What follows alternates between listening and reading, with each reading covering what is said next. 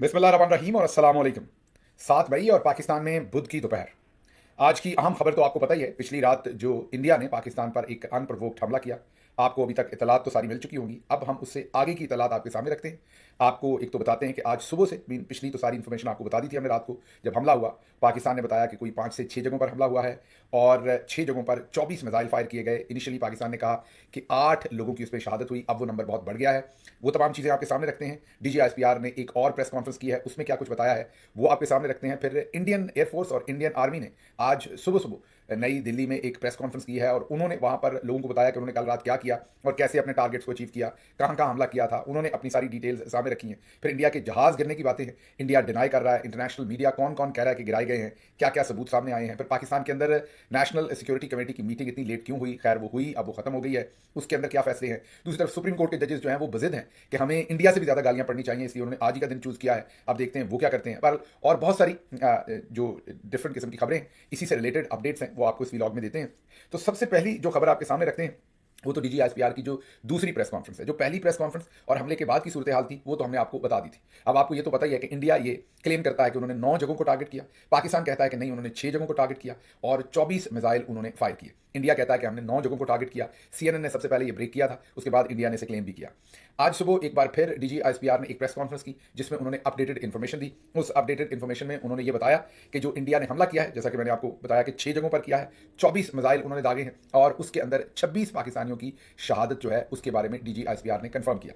वापसी पर DGISPR ने यह भी कंफर्म किया कि पाकिस्तान ने उनके 5 जो फाइटर जेट्स हैं उनको गिराया है। कहां कहां गिराया है, किस किस को गिराया है, इंडिया क्या कहता है, पाकिस्तान क्या कहता है, इस खबर को हम अभी थोड़ी देर में कवर करते हैं। लेकिन पहले DGISPR की जो प्रेस कॉन्फ्रेंस है उसमें यह भी बताया गया कि 46 जख्मी हैं, 26 शहीद हुए हैं और एक ही मुकाम पर सबसे ज़्यादा शहादतें गालिबन जो वो बहावलपुर के करीब जो मौलाना मसूद अजहर उनके ख़ानदान के 10 अफराद जो हैं वो शहीद हुए हैं। उनकी बहन शहीद हुई है, उनके बच्चे। और इस मदरसे को तो खाली करवाया था लेकिन इसके इर्द गिर्द ज़ाहिर रहायश गाहें थी और मदरसे पर जब हमला हुआ तो इर्द गिर्द जो रहायश गाहें थी उनमें जो मुकीम लोग थे वो शहीद हुए हैं। तो टोटल शायद यहाँ पर 13 लोग शहीद हुए हैं। सबसे ज़्यादा शहादतें इस अटैक के अंदर हुई हैं और ये अगर आप हिसाब लगाएं तो ये कम अज़ कम भी अगर डायरेक्ट एरियल भी आप डिस्टेंस मेजर करें जो बहावलपुर के करीबी बॉर्डर है तो ये कम अज़ कम 90 से 100 किलोमीटर या उससे भी थोड़ा ज़्यादा एरियल भी सफ़र बनता होगा। कम अज़ कम इससे कम नहीं बनता होगा, लाइक 100 किलोमीटर से ज़्यादा। तो आप ये देख लीजिए कि आज़ाद कश्मीर में तो उन्होंने हमले किए, कोटली में किया, बाग में किया, मुजफ्फराबाद में किया, लेकिन ये सेटल्ड एरिया के अंदर भी उन्होंने हमले किए। मुरीद के में भी किया जो लाहौर के बिल्कुल करीब है और फिर ऑल द वे बहावलपुर में भी किया। तो सैकड़ों किलोमीटर अंदर जाकर पाकिस्तान में ये हमले किए गए। अब DGISPR साहब ने यह भी बताया कि भारत ने नीलम झेलम हाइड्रो पावर प्रोजेक्ट को भी नुकसान पहुंचाया। आबी दहशतगर्दी भी की है। पानी का जो वहां पर वो क्योंकि लाइन ऑफ कंट्रोल के करीब है शायद वो प्रोजेक्ट, उसके ऊपर भी गोलाबारी करने की कोशिश की है। और उन्होंने फिर पूरी डिटेल दी कि पाकिस्तान ने किस तरीके से 5 तैयारे जो है वो गिराए। उसकी तरफ मैं आता हूं, लेकिन पहले मैं जरा आपको ये बता दूं कि अभी तक की जो इन्फॉर्मेशन सामने आ रही है उसमें ये पता चल रहा है कि इंडिया ने ड्रोन भी इस्तेमाल किए हैं। ये इंडिपेंडेंट सोर्सेज से जो हमें पता चल रहा है वो आपके सामने रख रहे हैं। ड्रोन भी इस्तेमाल किए हैं, मिसाइल भी इस्तेमाल किए हैं और फजाई हमला मतलब कि जहाज भी इस्तेमाल किए हैं। लेकिन ना ही पाकिस्तान का कोई जहाज उनकी हदूद में गया है, ना उनका कोई जहाज हमारी हदूद में आया है। बॉर्डर के ऊपर हुवर करते हुए वहां से उन्होंने ये हमले किए हैं। अब पाकिस्तान ने जो दावा किया है, जो 5 तैयारे गिराने का इनिशियल दावा था, अब इस वक्त वो 7 तैयारे गिराने का दावा है क्योंकि अपडेट हो रहा है नंबर 5 का। DGISPR ने दावा किया था, फिर थोड़ी देर के बाद जियो टीवी के ऊपर खबर चली कि एक छठा तैयारा भी गिराया गया है। फिर अब थोड़ी देर पहले हमने एक और पट्टी देखी जियो टीवी के ऊपर कि 7वां तैयारा भी गिराया गया। अब ये जो अगले 2 हैं इनकी हमारे पास ऑफिशियल कंफर्मेशन नहीं है। ऑफिशियल कंफर्मेशन जो है वो 5 तैयारों की है जो DGISPR ने की है आज अपनी प्रेस कॉन्फ्रेंस में, जिसमें उन्होंने ये बताया कि 3 राफेल जो कि बहुत ही बड़ा नुकसान है इंडिया को अगर तैयारों के हिसाब से देखा जाए तो, एक MiG-29 और एक Su-30, ये भी Su-30 भी बड़ा उनका मॉडर्न एयरक्राफ्ट है, इनको जो है वो गिराया गया है। और इसके साथ साथ एक अनमैन्ड प्लेन भी था, छठा आप कह लें, उसको भी गिराया गया जिसके अंदर कोई पायलट नहीं होता, वो ड्रोन नमा तैयारा था, उसको भी जो है गिराया गया। तो टोटल इस तरह से आप 5 आप फाइटर जेट्स और एक ड्रोन नमा जो जहाज था उसको पाकिस्तान ने गिराया है। इसकी ऑफिशियल कंफर्मेशन जो है वो DGISPR जो है वो दे चुके हैं। आज सुबह उन्होंने जो अपनी दूसरी प्रेस कॉन्फ्रेंस की उसमें उन्होंने ये सारी की सारी चीज़ पाकिस्तानी कौम के सामने रखी। अच्छा, अब ये जो जहाज गिरे हैं इसके ऊपर पहले तो आपको बता दें कि 2 तरह की राय है। इंडिया ने तो स्ट्रेट अवे इसको अभी तक डिनाई किया हुआ है। आज इंडिया ने अपनी प्रेस कॉन्फ्रेंस भी की, वहां से उनकी फौज ने और एयरफोर्स ने, और इंडिया ने ऑफिशियली कोई अपना नुकसान, अपने किसी जहाज के बारे में कोई नुकसान अभी तक नहीं माना। लेकिन उसकी इंडिपेंडेंट फुटेज भी सामने आ गई है और इंडिपेंडेंट जो जरीदे और इंटरनेशनल न्यूज़ एजेंसीज, अखबार, टेलीविजन है वो भी अब इसको रिपोर्ट कर रहे हैं। फॉर एग्जाम्पल रॉयटर्स ने भी लिखा है कि 3 जहाज इंडिया के कम अज़ कम गिरे हैं और उन्होंने उनकी साख्त, उनकी तमाम चीज़ों के बारे में इंफॉर्मेशन दी है। फिर CNN ने भी यही खबर प्रिंट किया, बल्कि CNN ने तो यहाँ तक कहा है कि एक तैयारे का जो गिरा हुआ हिस्सा हिस्सा है उस पर जो राफेल तैयारे हैं उनको बनाने वाली कंपनी का जो सारा डाटा है वो भी नजर आ रहा है, तो वो एक कदम आगे चले गए हैं, उन्होंने कंफर्मेशन की है। फिर बीबीसी ग्राउंड पर गया है बीबीसी, और बीबीसी ने भी ग्राउंड से इंटरव्यूज किए हैं लोगों के। फॉर एग्जाम्पल बीबीसी के जो नुमाइंदे रियाज मसरूर हैं वो और दूसरे नुमाइंदे जो हैं वो जम्मू कश्मीर के अंदर, जो मकबूजा कश्मीर है उसके अंदर डिफरेंट जगहों पर पहुंचे हैं, और उन्होंने वहां पर लोगों के इंटरव्यूज किए हैं, और उनसे पूछकर उन्होंने पुलवामा के इलाके में जो तैयारा गिरा है, लोगों ने कहा कि ये सामने गिरा है, हमने इस तरीके से देखा है। फिर इसी तरीके से फुटेज सामने आई है बठिंडा, जो इंडिया की तरफ जो इलाका है उस वहां पर जो तैयारे गिरे हैं बठिंडा के अंदर पंजाब में, उसके बारे में भी फुटेज सामने आ गई है, उसके बारे में भी क्लेम सामने आ गए हैं। तो एक बठिंडा के अंदर गिरा है, और दो मेरा ख्याल जम्मू कश्मीर के अंदर गिरे हैं, और एक पंजाब के किसी और इलाके में जो है वो तैयारा जो है वो गिरा है। तो इस तरीके से ये अब तमाम फुटेज जो है वो सामने आ रही है। अभी देखना होगा कि क्या कोई इनका तैयारा पाकिस्तान की सरहद के करीब गिरा है या अंदर गिरे हैं, इस पर बात नहीं है। लेकिन ये स्टोरी सबसे पहले फाइल की थी जो हिंदुस्तान है उनका एक बड़ा अखबार है द हिंदू, बहुत ही मेजर उनके जो चंद न्यूज़पेपर हैं उनमें से एक है द हिंदू। उन्होंने सबसे पहले, मीन ये एक इंडियन अखबार है, जिन्होंने सबसे पहले ये स्टोरी फाइल की थी कि इंडिया के 3 फाइटर जेट्स जो हैं उनको गिरा दिया गया है, वो क्रैश कर गए हैं, पाकिस्तान ने गिरा दिया है। अब इस वक्त सूरत हाल ये है कि हिंदू के ऊपर प्रेशर डाला गया, उन्होंने अपनी उस स्टोरी को डिलीट कर दिया है सोशल मीडिया से, और उसके बाद ये भी खबरें अब इंडिया से आ रही हैं कि उस रिपोर्टर के ऊपर और अखबार के ऊपर इंडियन गवर्नमेंट ने एफआईआर दर्ज करवाने का फैसला किया है।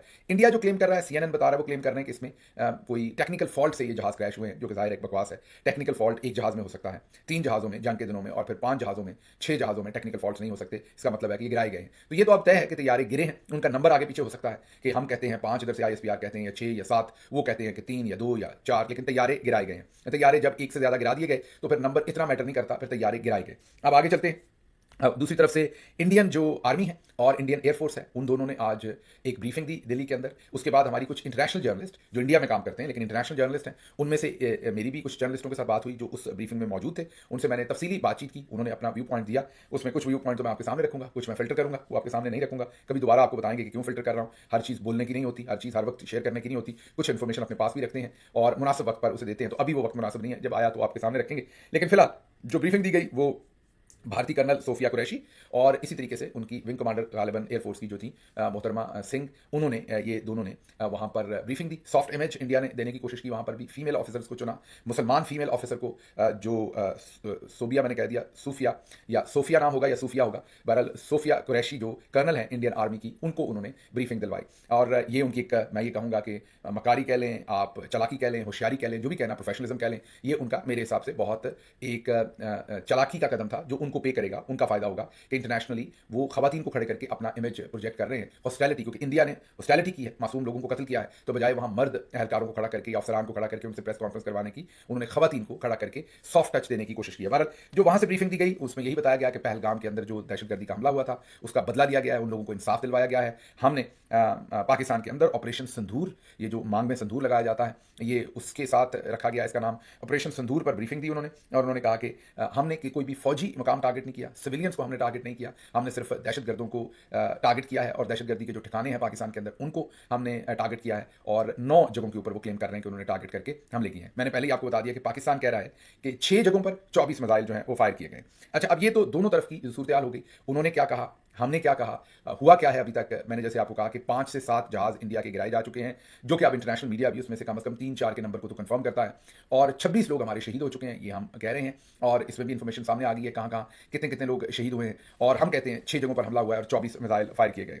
अब इसमें कुछ सवालात हैं। सबसे पहले तो कौमी सलामती कमेटी का इजलास, रात ही हमने आपको बताया था कि रात हमला हो रहा है पाकिस्तान के ऊपर तकरीबन 1 बजे, और बल्कि 1:05 इंडिया अपना वक्त बताता है, तो जिसका मतलब है कि उन्होंने 12:35 पर पाकिस्तान में हमला किया पहला, क्योंकि उन्होंने अपनी ब्रीफिंग में आज 1:05 रात के बताए हैं, तो वो आधा घंटा हमसे आगे हैं। तो 12:35 पे रात को हमला होता है और सुबह 10 बजे सलामती कमेटी की जो मीटिंग है वो कॉल की जाती है। ये जो रिएक्शन है ये मुनासिब नहीं है। हमने पिछले व्लॉग में कह दिया कि सियासी जो डिफरेंसेस हैं वो रहेंगे जनरल आसिम मुनीर के साथ भी, दूसरे लोगों के साथ भी, लेकिन इस वक्त इंडिया ने हमला किया है बगैर किसी इफ एंड बट के, पूरी कौम को इकट्ठे होकर लड़ना है। इसलिए मेरी ये जो तनकीद है ये अमूमी तनकीद नहीं है जो हम आम दिनों में करते हैं। ये तनकीद सिर्फ और सिर्फ इसलिए है कि हम आगे ये गलतियां ना करें, हम अपनी करेक्शन करें। इसमें वो मुखालफत बुराई मुखालफत नहीं है। हम अपनी फौज के साथ खड़े हैं, हम पूरी कौम इकट्ठे खड़े हैं और हम चाहते हैं कि हम जो इंडिया ने हमारे पर हमला किया है उसका मौसर जवाब पूरी कौम एक मुट्ठी होकर अपने तमाम डिफरेंसेस को फॉर द टाइम बीइंग, सारे जख्म होते हुए, सारे गिले शिकवे होते हुए, उन गिले शिकवों को हम महफूज भी रखेंगे क्योंकि उन्हें हमने करना है, उन गिले शिकवों को उन्हें भी फिक्स करना है। लेकिन इस वक्त उन्हें बाला ताक रखते हुए पूरी कौम इकट्ठे होकर रिजॉल्व का मुजाहरा करते हुए इंडिया को जवाब दे। तो इसलिए पहले तो इसकी जो टाइमिंग थी वो बहुत ही ऑड थी कि आप सुबह 10 बजे मिल रहे हैं, फिर सुबह 10 बजे तो आप तकरीबन कोई दोपहर के 1 बजे तक कोई आपकी तरफ से अलामिया नहीं है। तो अब तकरीबन ये 1:19 इस वक्त पाकिस्तान में हो रहे हैं। तो अब अलामिया सामने आया है कि कौमी सलामती कमेटी ने अफवाज पाकिस्तान को इंडिया पर जवाबी हमले का मुकम्मल इख्तियार दे दिया है। कौम अपनी फौज की जुर्रत और बरवक्त रद्द-ए-अमल पर फख्र करती है। पाकिस्तान अमन चाहता है लेकिन खुद मुख्तारी पर कोई समझौता नहीं होगा। बैनुल-अक़वामी बरादरी भारतीय जारहियत का नोटिस ले, कौमी सलामती कमेटी के इजलास का अलामिया। बहुत मुनासिब अलामिया है, अच्छा अलामिया मैं ये कहूँगा, और मैं बाद में बताता हूँ कि क्यों अच्छा अलामिया है, क्योंकि मैंने आपको कहा कि इस वक्त इकट्ठे होकर रिस्पॉन्ड करने की जरूरत है। तो इस पर तनकीद बराए तनकीद इस वक्त नहीं होनी चाहिए। तो ये जो अलामिया है कि जवाबी हमले का इख्तियार पाकिस्तान ने फौज को दे दिया, तो इससे एक चीज़ तय हो गई कि पाकिस्तान जवाबी हमला करेगा। ये बहुत इंपॉर्टेंट पॉइंट है जो मैं आपके सामने रख रहा हूं कि पाकिस्तान अभी जवाबी हमला करेगा। ये जो 5 या 7 जहाज गिराए गए हैं, ये हमारा जवाबी हमला नहीं है, ये तो डिफेंस था ना। वो जहाज जाहिर है उन्होंने ये सारे हमले मेरा ख्याल जहाज़ों के थ्रू ही हमारी सरहद के ऊपर आकर उन्होंने हुवर किया, और वहां से जो लग रहा है कि उन्होंने फ़ज़ा से ज़मीन पर मार करने वाले जो मिसाइल हैं उनसे हमला किया है। क्योंकि अगर वो ज़मीन से ज़मीन वाले करते तो शायद हम उनको किसी न किसी तरीके से रिएक्ट करते, क्योंकि हमारे पास भी मिसाइल डिफेंस सिस्टम है। बहुत सारे लोग रात से पूछ रहे हैं कि मिसाइल डिफेंस सिस्टम हमारा जो है वो ऑपरेट क्यों नहीं हुआ, तो उसकी भी थोड़ी सी इन्फॉर्मेशन आपको देंगे कि हमारे पास कौन सा मिसाइल डिफेंस सिस्टम है, उनके पास कौन सा है, इसकी तरफ आते हैं। लेकिन पहली बात तो आपके सामने जो हम रख दें कि ये बहुत सारे लोग नैरेटिव बिल्ड कर रहे थे कि जी अब उन्होंने देखे हम पर हमला किया, हमने वापस उनके जहाज गिरा दिए हैं, तो अब बल्ले बल्ले हम जीत गए हैं और हम तालियां मार रहे थे। और बल्कि इकरारुल हसन साहब ने तो लिखा कि ऐसे तमाम बेवकूफ़ लोग जो कह रहे हैं कि पाकिस्तान को भी इंडिया को जवाब देना चाहिए, उनकी अकल पर मातम करने को दिल करता है। अगर कुत्ता आपको काट ले तो आप वापस कुत्ते को नहीं काटते, और पाकिस्तान को बिल्कुल हमला नहीं करना चाहिए। उन्होंने हमला किया, पाकिस्तान ने जहाज गिरा दिए, हिसाब जो है वो बराबर नहीं बल्कि ज़्यादा हो गया, और अब आगे चलना चाहिए। ये तकरीबन लफ्ज़ उनके आगे पीछे हो सकते हैं, लेकिन ये उनका मतन था जो कि एक इंतहाई, मैं ये कहूँगा कि माज़रत के साथ वो मैं इसे कहूँगा कि एक पुख्ता वो एक्सप्रेशन नहीं है, यही कहूँगा माइल्ड तरीके से। क्योंकि अब जो सलामती कमेटी का फैसला आया है वो भी वही है जो हम आपको कह रहे थे, क्योंकि उन्होंने पाकिस्तान के अंदर सैकड़ों किलोमीटर अंदर और सेटल्ड एरिया के अंदर, आज़ाद कश्मीर और मकबूजा कश्मीर तो चलें डिस्प्यूटेड टेरिटरीज है ना, ये मुरीद के बहावलपुर ये सेटल्ड एरिया है, जैसे बठिंडा सेटल्ड एरिया है, अमृतसर सेटल्ड एरिया है, जूनागढ़ जो है वो सेटल्ड एरिया है, उनका अहमदाबाद सेटल्ड एरिया, जैसे इंडिया के दूसरे शहर सेटल्ड हैं, इधर पाकिस्तान के शहर सेटल्ड हैं। तो उनका बहावलपुर में हमला करना, उनका मुरीद के में हमला करना, ये बियॉन्ड कंप्रीहेंशन है किसी के भी, और उन्होंने इंटरनेशनल बॉर्डर क्रॉस करके हमला किया। अब जाहिर है उनके जो जहाज आए थे हमला करने, हमने वो गिरा दिए, बहुत अच्छा, उस पर हमें फ़ख्र है, अपनी एयरफोर्स पे शाबाश देते हैं, बहुत अच्छा काम किया, उमदा। लेकिन जो उन्होंने पाकिस्तान की सॉवरेनिटी को कंप्रोमाइज़ किया है या करने की कोशिश की है या उसको ललकारा है, और ललकारा क्या, उन्होंने हमला कर दिया है, और उन्होंने हमारे मासूम शहरियों को पाकिस्तान के सेटल्ड एरियाज़ के अंदर अपनी मर्जी के ठिकाने चुन के वहां पर उन्होंने हमला करके शहीद किया है। अब अगर हम सिर्फ ये कहें कि हमने तैयारी गिरा दिए, तो ये तो सौदा उनके लिए बड़ा अच्छा होगा, 2 4 5 तैयारी उनके गिर गए, और उन्होंने प्रेसिडेंट क्या सेट किया है कि वो अब अपनी मर्जी से कोई भी जगह चुन के वहां पर पाकिस्तान के अंदर हमला कर सकते हैं। तो पाकिस्तान की सॉवरेनिटी तो खत्म हो गई ना। उसके बाद कल को वो ऐलान करेंगे हमने पाकिस्तान के डैम तबाह करने हैं, और फिर 15 दिन के बाद वो डैमों के ऊपर हमला कर देंगे। फिर वो ऐलान करेंगे हमने पाकिस्तान की एटॉमिक जो फैसिलिटीज है हमने वो खत्म करनी है, फिर वो उस पर हमने जो इजराइल करता है अपने इर्द गिर्द, फिर पाकिस्तान का वही हाल वो कर देंगे जो इजराइल ने आसपास फलस्तीन या ऐसे ममालिक जिनके पास फौजी ताकत वो नहीं है जो इसराइल के पास है, जो वो उनके साथ सलूक करता है, इंडिया हमारे साथ वही सलूक करेगा, और इंडिया का दिल भी वही है, वही सलूक करने का। तो अगर सिर्फ ये कहा जाए, मैंने जैसे कहा कि जो तैयारी हमने गिराई उसको बिल्कुल भी डाउन प्ले नहीं कर रहे, और बहुत उमदा काम किया है, फख्र है हमें अपनी एयरफोर्स पर, पहले भी था अब भी 2019 में। और अब फर्क ये है कि 2019 में वो लाइन ऑफ कंट्रोल उन्होंने जो एलओसी जो है वो उन्होंने अबूर की थी। Line of control international border नहीं है, वो एक डिस्प्यूटेड टेरिटरी के अंदर लाइन ऑफ कंट्रोल है, हम भी क्रॉस करते रहते हैं, वो भी करते रहते हैं, और वहां भी कोई जानी नुकसान नहीं हुआ था। वो अपना जो पेलोड जो है या जो भी कोई बम शाम एकाद वो जंगल के अंदर दरख्तों के ऊपर फेंक कर चले गए थे, और उसका जवाब हमने क्या किया था, हमने उनके 2 जहाज गिराए थे और एक हमने उनका पायलट पकड़ लिया था। तो हमने डबल इंटेंसिटी के साथ, ट्रिपल इंटेंसिटी के साथ जवाब दिया था। इस दफा सिचुएशन बिल्कुल डिफरेंट है। इस दफा उन्होंने हमारा कोई जहाज शूट नहीं किया हमारे एरिया के अंदर, बल्कि उन्होंने हमारे एरिया को पहले उन्होंने वार्न किया, उन्होंने धमकी दी, उसके बाद उन्होंने जगह चूज की, और उन्होंने ऊपर कश्मीर से लेकर नीचे बहावलपुर तक चुन चुन के अपनी जगह उन्होंने सेलेक्ट की, सेटल्ड एरियाज के अंदर भी, और वहां उन्होंने मासूम पाकिस्तानियों का कत्ल किया। आपको पता है मैं जंग नहीं चाहता, मैं एस्केलेशन नहीं चाहता, लेकिन इसका जवाब पाकिस्तान को मजबूरी है देना पड़ेगा। अगर पाकिस्तान इसका जवाब नहीं देगा तो फिर इंडिया पाकिस्तान को तारना वाला समझ लेगा और अपना रास्ता बना लेगा, और हमारे रिएक्शन को बुजदली के साथ ताबीर करेगा। तो ये जो कौमी सलामती कमेटी ने अभी जो बयानिया दिया है, अलामिया दिया है, ये बिल्कुल दुरुस्त दिया है, और अलामिया ये दिया है कि अफवाज पाकिस्तान को इंडिया पर जवाबी हमले का मुकम्मल इख्तियार दे दिया है, मतलब कि अभी हमला करना है, वो हिसाब बराबर करना है जो उन्होंने किया है। अच्छा, इसमें अब कुछ और सवालात हैं, ये तो चलें अच्छा हो गया, ये अलामिया आ गया।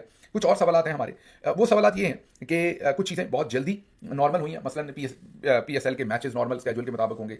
मैं ये नहीं कह रहा कि स्केड्यूल डिस्टर्ब होना चाहिए, और ये भी अच्छी बात है कि पाकिस्तान कॉन्फिडेंस शो कर रहा है कि कोई परवाह नहीं है, लेकिन उसके साथ साथ ये भी देखना चाहिए कि इसका मतलब है कि हमारा अभी फिलहाल कोई जवाब देने का शायद चंद दिन प्रोग्राम ही, ये भी ठीक है।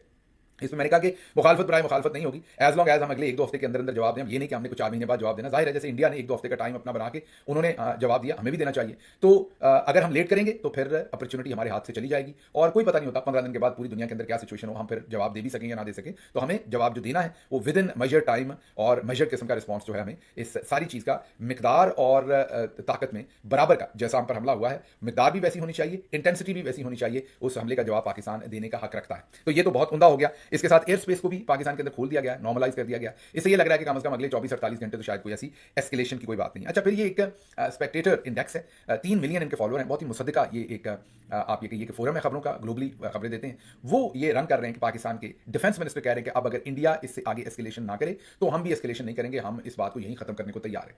अब ये जो कौमी सलामती कमेटी का एलामिया आया है और जो ये पाकिस्तान के डिफेंस मिनिस्टर के साथ बयान जो है मंसूब कर रहा है, स्पेक्टेटर इंडेक्स जो कि एक बड़ी मुरवजा, मैंने आपको कहा फोरम है, उनकी खबर अमूमी तौर पर दुरुस्त होती है। तो अगर ये वाकई ख्वाजा आसिफ साहब ने ये कहा है तो बहुत ही अफसोसनाक की बात कही है। मैंने जैसे पहले 3-4 दफा दोबारा माजरत रिपीट कर रहा हूं कि अगर पाकिस्तान ने इंडिया को उसी जुबान में जवाब ना दिया, सिर्फ ये जहाज जो उनके आए थे वो हमने गिरा दिए, तो उनका क्या नुकसान हुआ? ठीक है उनके जहाज गिरे, लेकिन हमने उनकी सॉवरेनिटी को चैलेंज नहीं किया। जहाज तो उनके हमारे पर हमला करने आए थे, हमने उन्हें शूट डाउन कर दिया। हम जवाब उन्होंने असल में हमारे मुल्क के अंदर हमला किया है। तो बराबर तब होगा जब आप भले एक जगह पर ही अंदर करें, चले उन्होंने 5-6 जगहों पर किया, 7 जगहों पर किया, आप एक ही जगह पर करें, तब भी आप जब तक उनकी सॉवरेनिटी को वापस चैलेंज नहीं करते, उनकी खुद मुख्तारी को चैलेंज नहीं करते, आपका हिसाब बराबर नहीं होगा। तो ख्वाजा आसिफ का ये बयान जो है वो बहुत ही अफसोसनाक बयान मैं ये कहूंगा वो है। अच्छा, फिर बहुत सारे लोगों के कुछ सवाल हैं, वो मैं कुछ ही आपके सामने रख देता हूं, फिर मैंने कुछ सियासी बात भी करनी है एक आध।